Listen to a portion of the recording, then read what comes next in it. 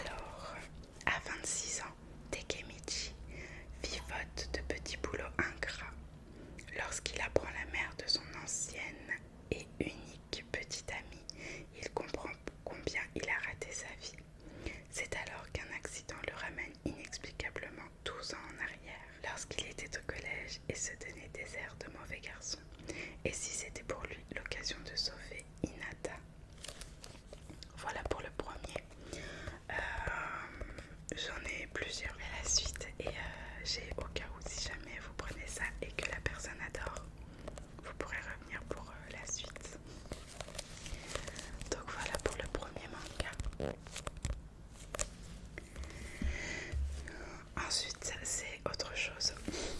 Chonchu, ça s'appelle. Bon, pour rien vous cacher, je ne suis pas très fan des mangas. Du coup, je pourrais pas vraiment vous donner mon avis. Mais je sais que ça plaît beaucoup. Je le vends pas mal celui-là aussi. Et pareil, il y a une suite. Je vous lis la quatrième. Maudit dès la naissance, Chonchu est le détenteur de la pierre du démon qui rend invincible son hôte. Abandonné par son père et élevé par un peuple qui n'est pas le sien, le jeune homme, dont le nom est devenu synonyme de massacre, ne provoque que peur et haine là où il passe. Il a pourtant décidé de comprendre pourquoi un tel destin lui avait été réservé, mais son frère jumeau ne l'entend pas de cette oreille. Voilà. Donc pareil, ça se lit à l'envers évidemment. C'est le principe des mangas. Donc voilà, écoutez, ça change. C'est une autre catégorie. Ensuite, on va passer au thriller. Roman, mais thriller. Je suppose que vous en avez peut-être entendu parler de La femme de ménage de Frida McFadden. Voilà.